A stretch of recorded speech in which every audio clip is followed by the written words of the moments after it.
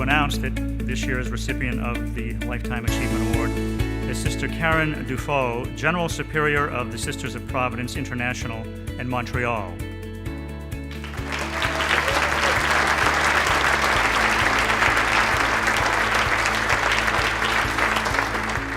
She also gets the award for having traveled the farthest.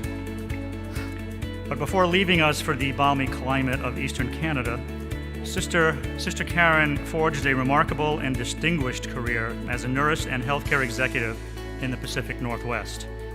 She holds a Bachelor of Nursing degree from Seattle University and master's and doctoral degrees in nursing from Case Western Reserve in Cleveland. She was a clinical nurse specialist and nurse researcher in Portland, then became a patient care services administrator. She later returned to her hometown of Yakima as administrator of St. Elizabeth Medical Center. And we're just getting started. Before accepting her current post in Montreal, Sister Karin was the provincial superior in Washington and Oregon for the Sisters of Providence, and acting president and CEO of Providence Health System in Spokane. Earlier roles included Vice President of Mission Leadership and Board Chair at Providence Health. For 5 years, she was Executive Director of the Supportive Care Coalition, a Catholic health ministry committed to palliative care in Portland. She has served on many boards, including the Catholic Health Association. As a healthcare industry administrator in changing times, Sister Karin has advised executives to, and I quote, recognize the value that every person brings to an enterprise and to the conversation. Please welcome our Lifetime Achievement Award winner for 2015, Sister Karin Dufault.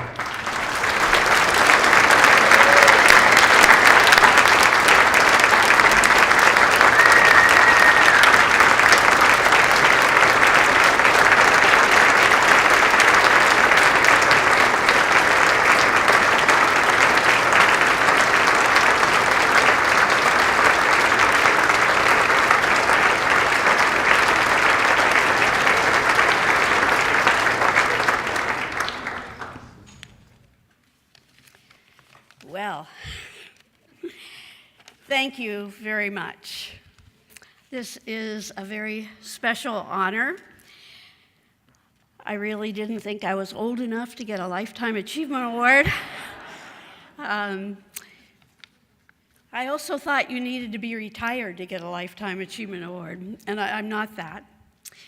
I join those of you who said you were really humbled by this peer recognition. And I say that especially as I look around the room and I see so many people who have mentored me and influenced me and who are certainly deserving of such an award. I was given 5 minutes to speak, so I'm not going to name specific people because it would take up the whole 5 minutes, but I do want... You can break the rules. Whenever one serves in healthcare and in whatever role, collaboration with one another in service to others is the way to get the best outcomes. As many of you who have been award recipients tonight have said, healthcare is a team sport, and I've been blessed to minister in many venues with amazing teams, including so many of you. I accept this honor on behalf of the Sisters of Providence, to whom I owe the privilege of serving in healthcare ministry for so many years, at the bedside, in the administrative council rooms, and in boardrooms, in our own health system, and in those of other Catholic health systems, as well as the Washington State Hospital Association, and I owe a lot to Leo, and thank you, Leo. I also accept it on behalf of Providence Health and Services, whose leaders provided me with so many opportunities. I admit that once a nurse, always a nurse, and in my case, a sister nurse. So that is the lens through which I have looked. How are we impacting the individual patient and the community in which they live? Do we know them? Do we care for them? And are we easing their way, as Providence Health and Services vision states? In all our ministries, the relationships with the people served and with colleagues have been the greatest of blessings for me personally. I thank all of you for what you and your organizations are doing to ensure that everyone, especially the most vulnerable, has access to safe, effective, and affordable health care that meets their needs. I also commend you for the community benefit and community health initiatives that are addressing the underlying causes of illness and promoting health within populations of people. Washington has been a leader, a healthcare leader nationally, and I would say internationally, and I'm always proud to say that I am from Washington State. Imagine my surprise watching PBS from our home in Montreal on December 26th and seeing Judy Woodruff speak about the 6.4 million people who signed up for health insurance plans through the Affordable Care Act thus far during the enrollment period, and the 9 million plus who have gotten coverage by Medicaid recently.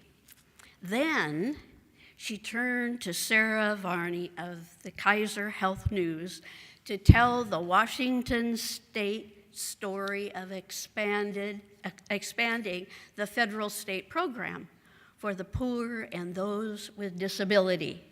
I was really proud. It was a great story of a 34-year-old man becoming qualified for Apple Health in the South Seattle clinic and receiving his very first insured primary care checkup since becoming an adult.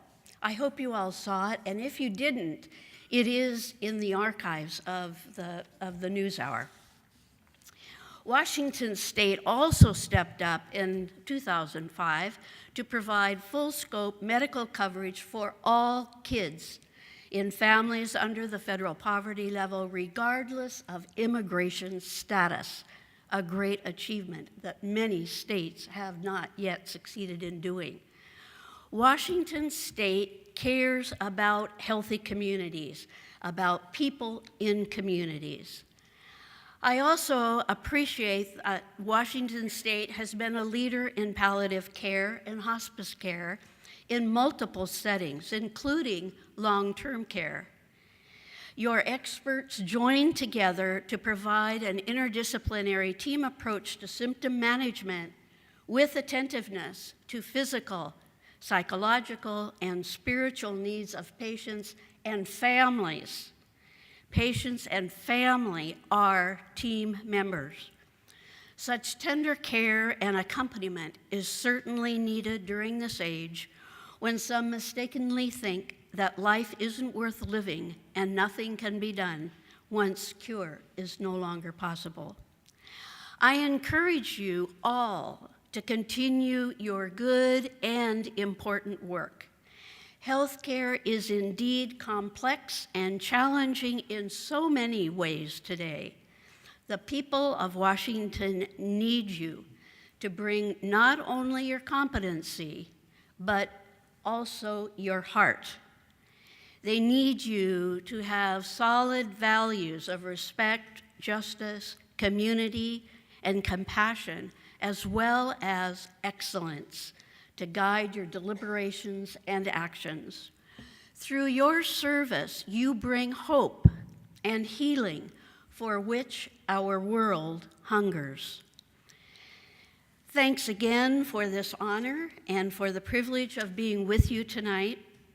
And thank you especially for those who nominated me for this honor and to all of you here who have influenced my life. I pray that God bless everyone here and your families and provides you with all the guidance and the wisdom that you need to use your gifts and the gifts of your colleagues well in serving others. Peace be to you. Thank you.